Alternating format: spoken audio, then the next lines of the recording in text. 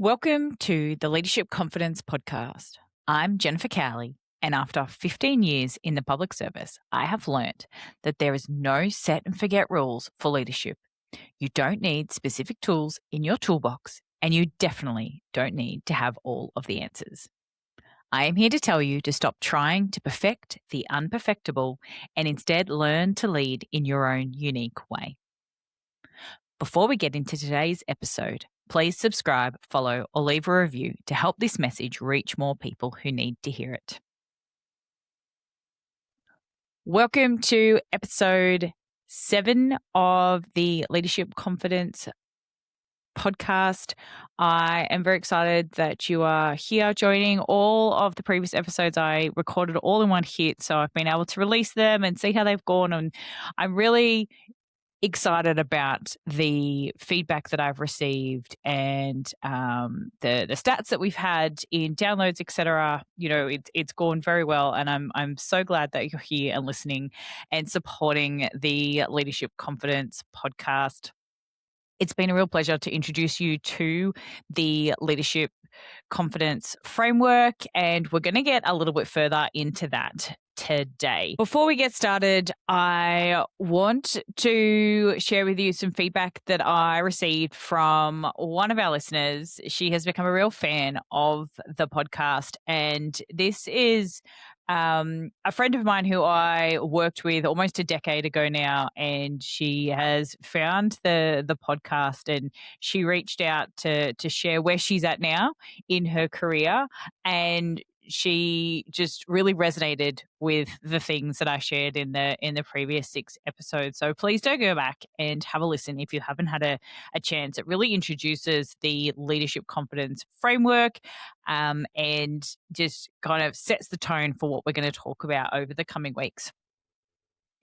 So her name is Kim, and she reached out and she said to me, started listening to your podcast. Very, very good. It is talking about exactly what I experience in this role. To give you a bit of background, Kim started in a new role a couple of years ago. She had spent a couple of decades, basically her entire working career was in one organization doing one role or very similar roles.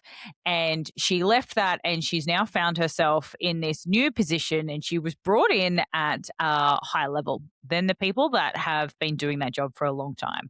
So those people that she's now kind of sitting above, they have been through the trenches. They have the golden handcuffs on. They've been there so long that they can't get out because it will impact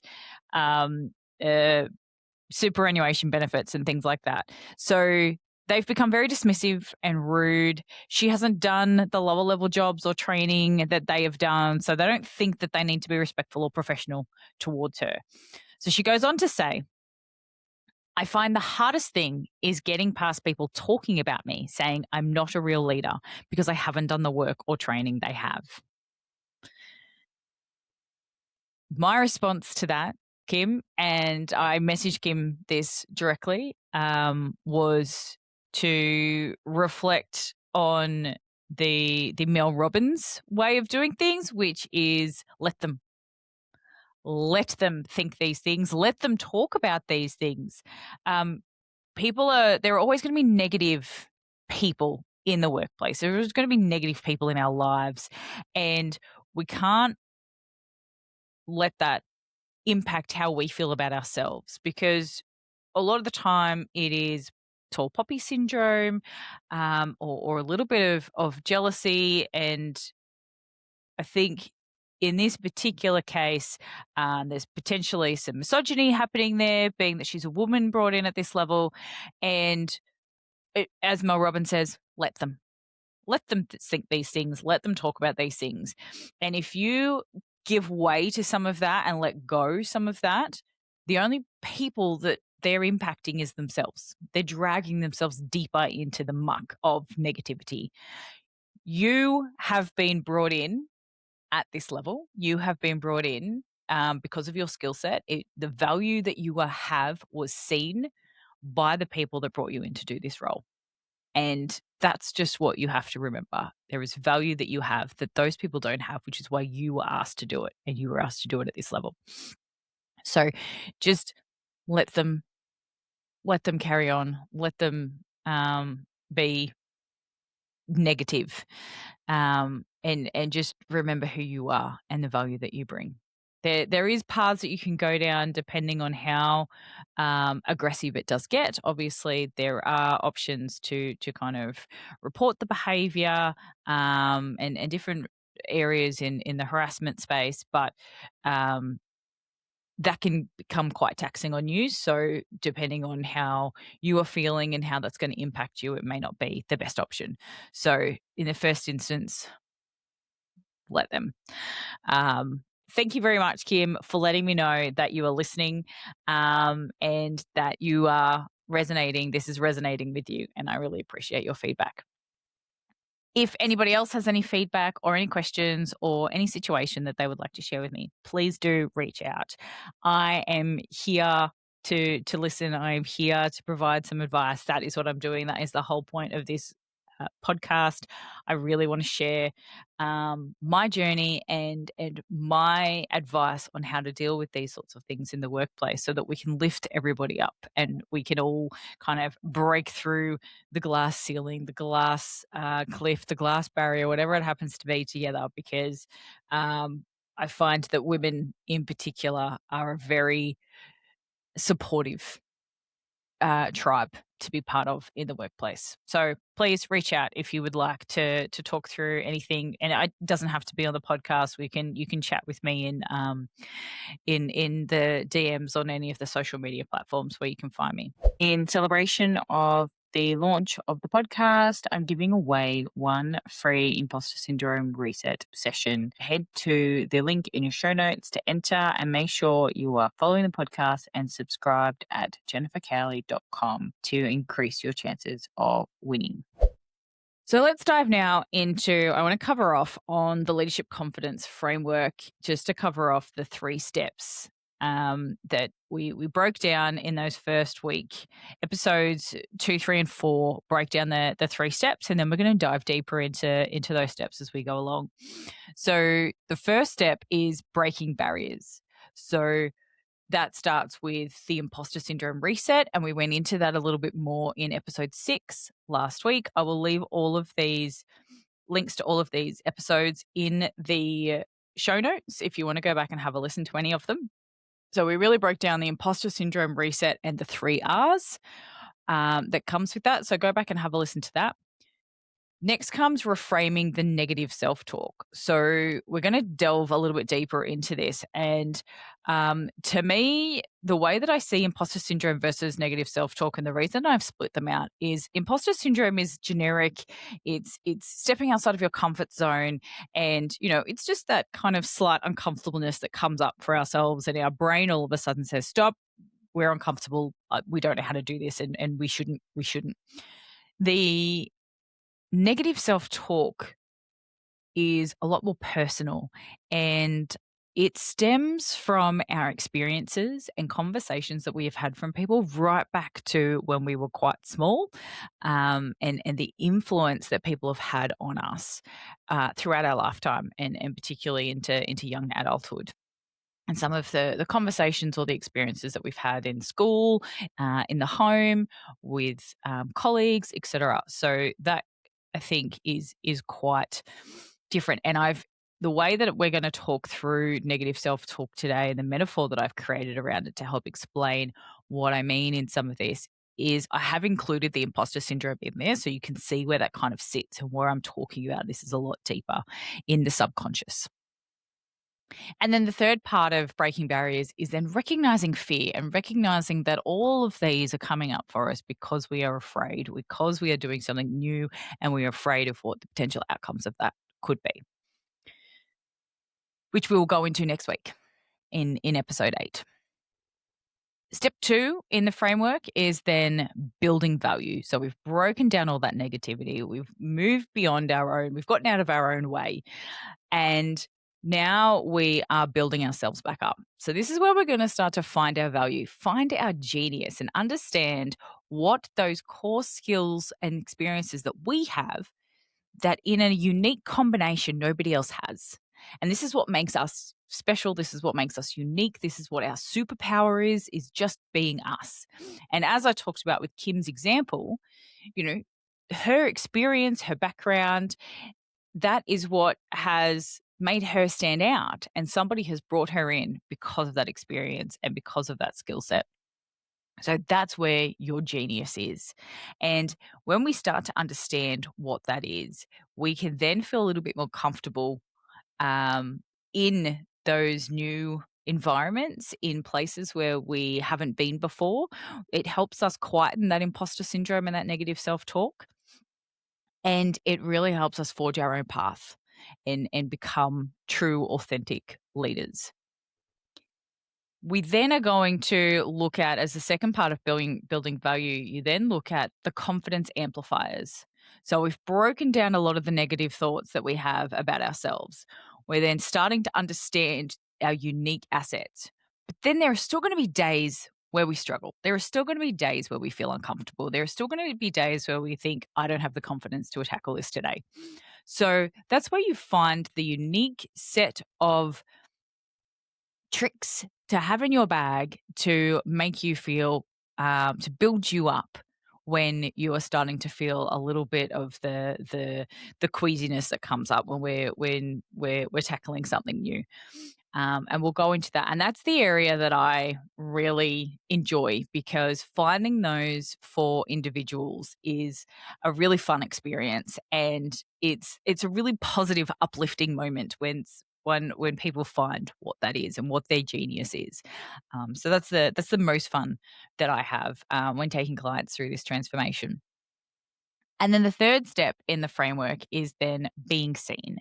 So we now have stepped into who we are as a unique, authentic leader. We now know who we are. And so now we can start to be seen for who we are. We can start to spread our presence. We can show up as who we are. And then we can spread our influence as well and really start to lift other people up with that. So that's when we kind of get to networking and mentoring of others and really helping other people find their genius, which is a really important part of leadership. And so it's really good to have done that work for yourself first, so that then you can help lift others up. So that is the leadership confidence framework. If you want to go back and have a listen to those episodes, as I said, episodes 2 to 4 breaks it down a little bit. And then episode 6 last week, we really did that deep dive into imposter syndrome reset, which is the best starting place, because everyone has a little bit of that imposter syndrome at some point.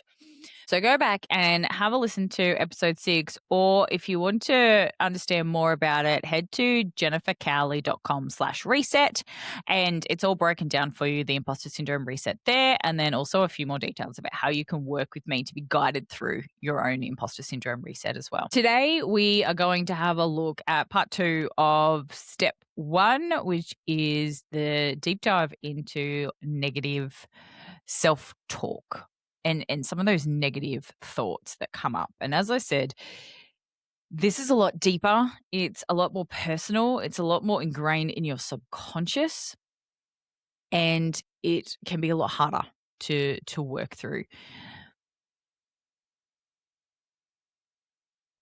The layers of negative thoughts and that negative view of yourself have built up over decades, since you were young, since your first memories that are in your mind, and since you first started to form who you are as a person.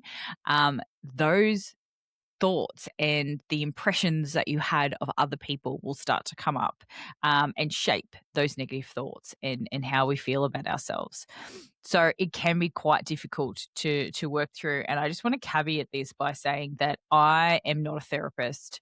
There's different levels, coaching is there to help guide you through your own journey. But I am in no way qualified as a therapist to get into some really deep down work on this, especially if you've had some trauma. That is not my role. So if this does bring up anything for you, or if you do know that there's some much deeper work there that you have to do, I highly recommend that you go and work with a therapist or a professional. And it's really important that we move away from the stigma of going and working with therapists. And I think the younger generations do it a lot better than we do. And I am quite open. Being in the public service for 15 years, I had access to the employee assistance program, which I used whenever I needed to. Also, after both of my babies, I used the therapists available to talk through birth trauma and some of the things that come up for me being a mum to such a young child. And the mum hormones are crazy. So please do reach out. I can help you if you want to prepare to go and have a conversation with your GP about how you might be able to go and get some help in that space. So it's not anything to be afraid of.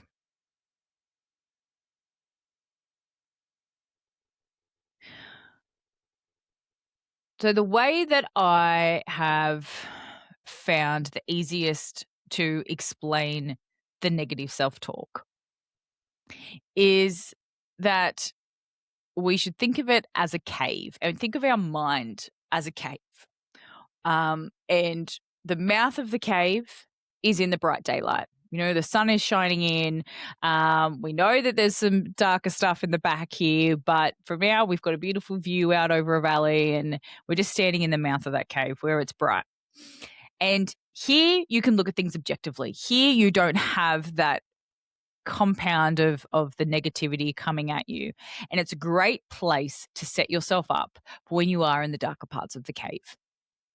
We're not going to be in that really dark, negative space all of the time. So when we're in the light of the mouth of the cave, that's when we do the work to set ourselves up for success later on.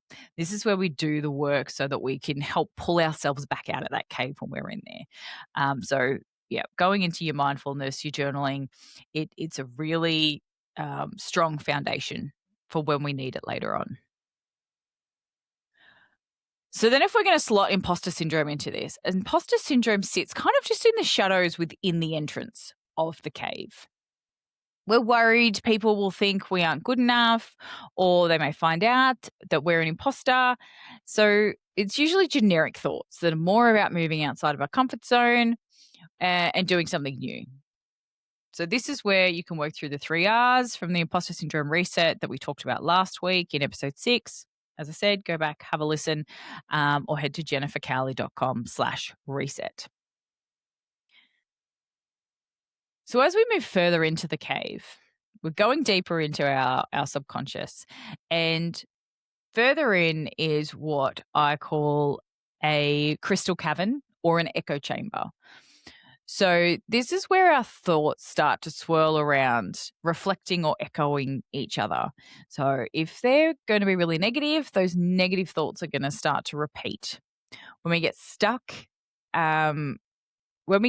here, we can use thought challenging and reframing to change the echo into a bit of a more positive message and start to move backwards towards the light at the mouth of the cave or at the end of the tunnel. And then there is the dark depths of the cave where your subconscious lies and nightmares lurk.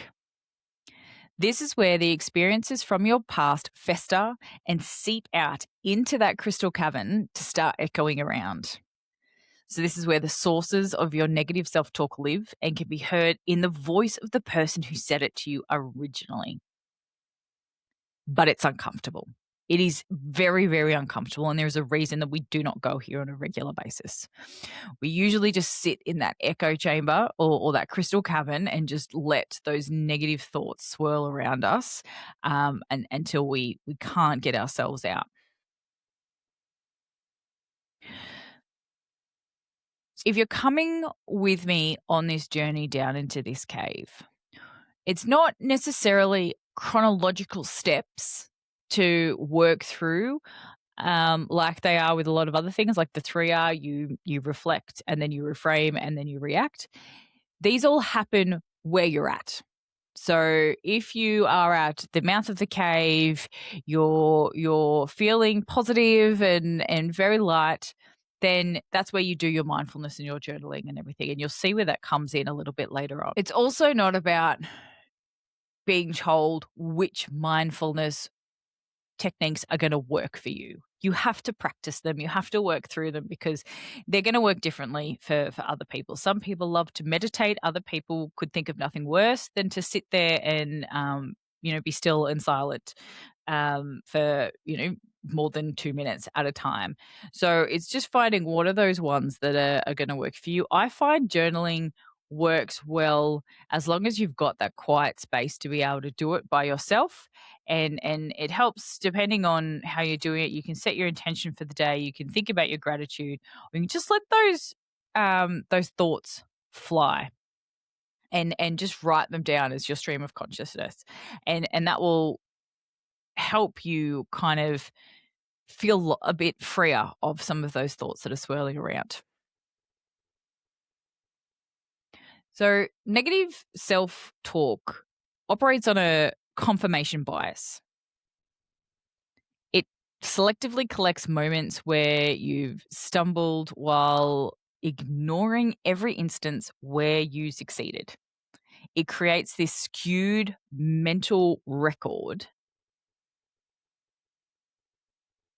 When you're in that echo chamber, you cannot see any of the positives. You cannot see any of the good work that you have done. You cannot counter the negative thought that you are having with the positive opposite of that, because it's self-perpetuating. That's why when you're in that positive space, you need to focus on your mindfulness and things like the one that I've spoken about a couple of times, and one of the ones that I keep is a positive feedback diary or a small wins diary. You add them together, and that by having that, it helps draw you back out a little bit of that negative. So when you've got the negative thoughts swirling around going, "Oh, I never do very well at this. Everyone thinks I'm terrible at this. Everyone thinks I'm terrible at my job. I'm never going to learn how to do this. I should quit my job because it's just not something that I'm ever going to be able to achieve." When you pull out that feedback diary and you see some of the things that people have said to you, it kind of helps lessen that a little bit. And it helps you emerge from that deeper part of the cave where the negative self-talk just holds you down there.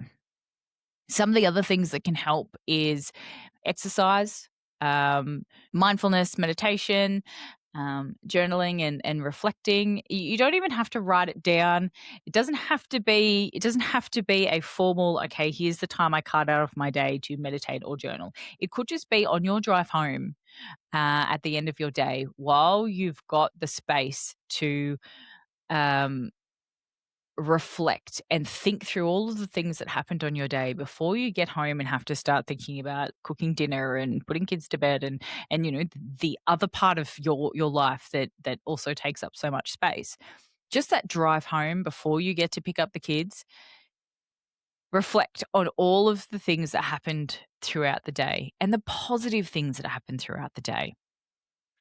And that can be a strong enough practice to help draw you back out when things get really negative. These are all things that help keep you in a growth mindset, and they allow you to learn from your experiences and failures. So when you do fail and when something goes wrong, instead of spiraling back down into the cave and into that negative space, it helps you to reflect and think, I did the best that I could with the assets that I had at the time, the knowledge that I had at the time. This is how I might try things differently next time, or this is the way that I would like to go back tomorrow and come at it from another angle and have another conversation with somebody, and keeping yourself in that growth mindset and reflecting and journaling. It's a really positive step to move away from that deep, dark part of the cavern and into the lighter part of the cave. It also gives you that anchor at the mouth of the cave. So when you are really struggling with the negative self-talk, if you already have a few wins in the back of your mind, you have a few small wins or some positive feedback in that feedback diary, going back, reading them can really help you break through those echoing negative thoughts. So all of this happens in the light of the cave. You can do journaling and all of this when you're in a negative spiral. But having this practice when you're in a really positive mindset or when you have small setbacks and small wins means that it's easier for you to do it when you are in the negative space. It's easier for you to even think, this is the thing that I need to do to help get me out of this headspace. So practice whatever the mindfulness thing is that works for you. Practice that on a regular basis when you're in the positive light of the cave.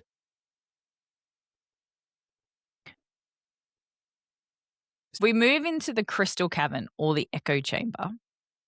This is where the negative thoughts start repeating and spiraling, and you can get into a very much a roundabout of negativity, and it's hard to kind of find where your off ramp is. If we're trying to forcefully suppress the negative self-talk and the negative thoughts, that's going to backfire. And it creates this internal battle that consumes vast amounts of your time and energy that you could be using on other things and on more pleasant things. The goal is not to silence this voice entirely. We're demoting it, we're calling it out, we're reframing it. So this is called thought challenging. And you can think through it or you can journal on it. You can write it down or work through it. Encourage your partner or a friend to ask you questions when you're having these moments and bring you along this thought challenging journey. The first part of thought challenging is we need to recognize what the thought is. So what is the thought? What is the thing that's running through my mind? What am I worried about? It could be something like, I'm useless at giving my team direction. I'm never going to be able to explain what I need to them. I just can never find the words to communicate. I'm a terrible leader and they must hate me.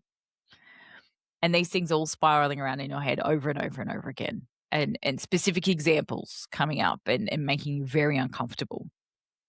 So that's the thought. Next comes the challenge. So ask yourself, what evidence do I have that supports these thoughts? What evidence do I have that does not support these thoughts? Hello, positive feedback diary. All of the mindfulness stuff that we've already done, this is where we draw on that, right? So what is the evidence that we have that does not support the thought I'm having that I'm a terrible leader?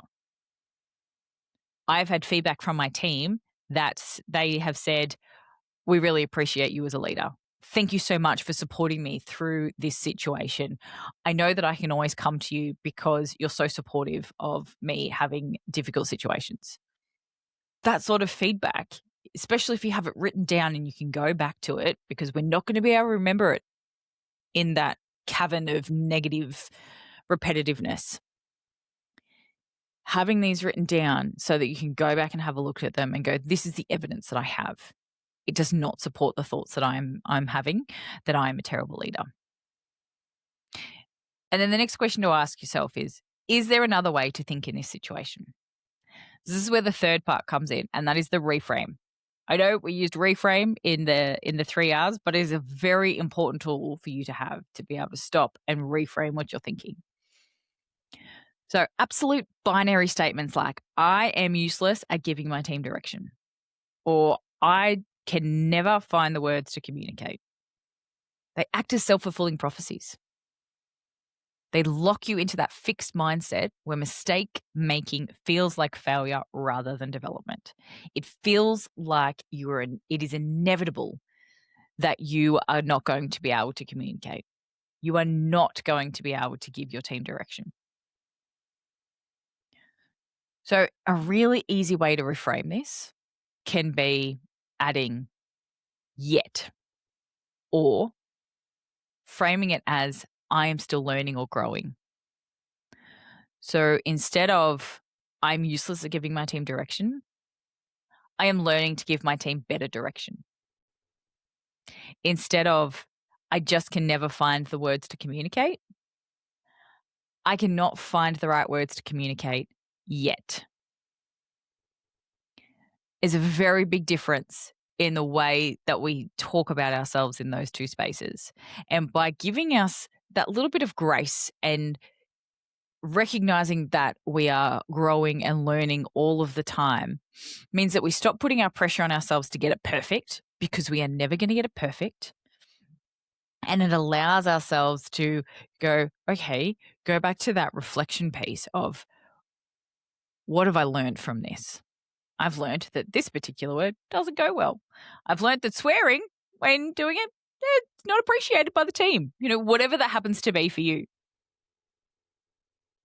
Just remember, practice makes progress. It is not about being perfect. Practice makes progress. Once you have these reframes, repeat them to yourself over and over again, or write them down either in your journal, put them on a Post-it note somewhere where you can see them, preferably somewhere that is still private to you. Yes, you can put it all over your screen if you're quite happy with everybody else seeing them in the workplace, or if you're working from home, put them on your screen, or maybe keep them somewhere in your car so that you can read them before you get out of the car and you go in to start your day. Just keep practicing that reframe. So that was, what's the thought? Challenge the thought and then reframe it. So now we're going to delve into that really dark part of the cave. We're going for the source of the negativity in the dark depths of our subconscious and of our mind and of our memories. Negative self-talk is rarely an original thought generated by your adult self. It is usually an internalized critique from a past boss, teacher, parent, early workplace experience that you have carried with you for decades. Do not think that you need to do this when you are already having a really rough time. Do not think that you need to do this when all of the time. This is not something that is a must have, and you will never succeed unless you do it, because this is really heavy. And so do it when you have the space. We're trying to understand, whose voice is it? It can often be quite hard to hear whose voice it is. And so if you've ever done any meditation or any sort of deep mindfulness, thoughts will just bubble to the surface. And so don't force this. If it doesn't come, don't stress about it. But eventually someone will come, or a memory will come up for you. And even if it doesn't make sense and you cannot see the link, just trust that your brain has brought this up for a reason. It may not be the only person. It may not be the only memory that you have. But whatever that's brought up, that's what you need to kind of reflect on. So when an intrusive thought surfaces, like you're going to ruin this presentation, ask yourself this one question. Who taught me to believe this? When you assign the thought to an external past source, it strips it of its current authority and breaks the illusion that it is an absolute truth.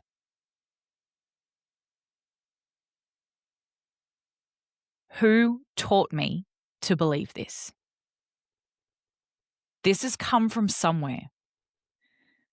The belief that you can never do these things, the belief that you are not good enough, has come from somewhere. And when you reframe this voice as an outdated memory rather than the objective reality and the objective kind of reflection that you had at the mouth of the cave, it reduces the shame that can come from it and allows you to create this immediate distance from it. It kind of creates a barrier for you and starts to block it from coming up again.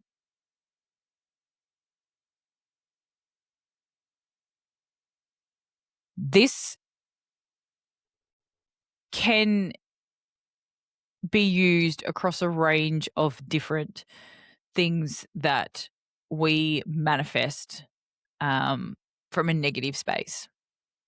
A lot of our perfectionism can come from these ancient memories that we have and things that were told to us when we were quite young. Particularly as women, we are encouraged to get things right, to look after everybody else first, to be perfectionists, to not fail, to not get emotional, to not get angry, to make sure that we are not standing up for ourselves. And so going through this can start to work through a lot of this. And I've been doing a lot of thinking about this lately because I like to say that I am the imperfect perfectionist. And I've been trying to work out where that comes from for me. Who taught me to believe this, that I need to be perfect? And I'm doing a little bit of work on this at the moment with my therapist that I have after the birth of my baby, because as a mum, these things all come up for us all over again. I need to be the perfect mum. My baby needs to be, the best cared for baby in the history of babies, and I need to make sure that I'm succeeding and I'm doing better than all of the other mums. And so we're working through and talking through a lot of things and a lot of stuff that's come up from my childhood. And it wasn't until yesterday that I thought, is this where my perfectionism comes from? And my son, who is, 2.5, I said, let's do some painting. And it took every ounce of my being to allow him to just put the paintbrush in all of the colors and make this like brown color of paint that he was just having so much fun painting with. Whereas I wanted to clean off the brush after every new color, before every new color, and go, oh, let's not mix those together. And I had to hold myself back. He wants to paint with the dirty water we use to wash the paintbrushes in. And trying not to say, no, that's not what we do when we're painting, and allow him to just be creative and have fun and get this mixture of paint all over the paintbrushes was very difficult for me. And it made me think, I wonder how I painted. I wonder who taught me to paint as a small child. I wonder if this is coming up because, did I paint with my mum, or was this what happened in preschool, where it was very much don't mix the paints, or another child told me off for mixing the paints with the paintbrush. And is that where some of this perfectionism comes from, and wanting to make sure that all of the paints have their own paintbrush and it is very clear cut. So yes, all of these things keep coming up, and it, when you have this kind of ability to ask these questions, and you've practiced asking these questions of yourself on a regular basis, then it can be quite insightful when random things pop into your mind at the most obscure times, like finger painting with my son. Let's refresh the cave levels of work to break through this negative self-talk. So there's the mouth of the cave, which is where we are already standing in the light and we are positive in the moment. This is where we're going to work on our mindfulness and build up that positive reinforcement. Keep our positive feedback diary or our small wins diary so that we've got that evidence to be able to come back to when we need it. A little bit further down is where we have the crystal cavern or the echo chamber. And this is where our thoughts will start to swirl around and we find ourselves going in a spiral and not being able to break free of the negativity because it's just reinforcing itself, it's repeating itself, it's echoing itself. So this is where we have the challenging thought exercise. And so what's the thought? We challenge the thought and then we reframe it. And then there's the work down in the dark depths of our subconscious where we ask ourselves, whose voice is this? Who taught me to believe this? And then when we need to, we use that mindfulness that we've built, the structure that we've put around ourselves when it comes to how to draw ourselves back out of that negativity.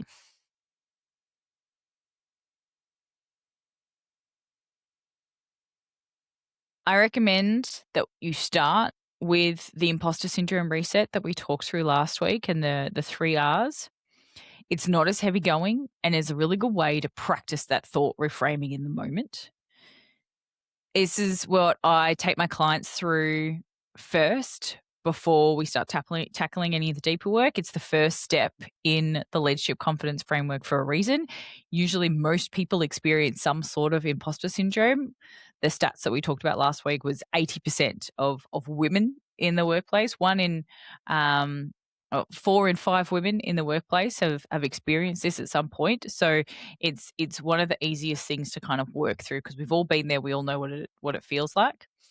And then you can start delving into those darker parts of the negative self-talk that are a little bit more personal and really set into the subconscious. Remember though, I am not a therapist. I'm a coach. I can guide you through your own journey on this. But if you want help to deep dive into this further, I highly recommend going and talking to somebody qualified and a professional therapist. If you want to know more about the imposter syndrome reset or would like to sit down with me and go through the reset together, you can head to jennifercowley.com/reset or email me at info@jennifercowley.com.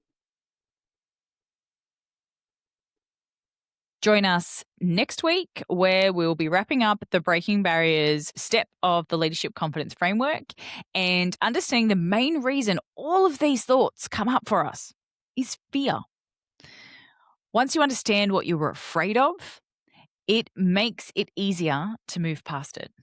In the meantime, keep reframing those thoughts into more positive ones and work on your positive feedback and small wins diary.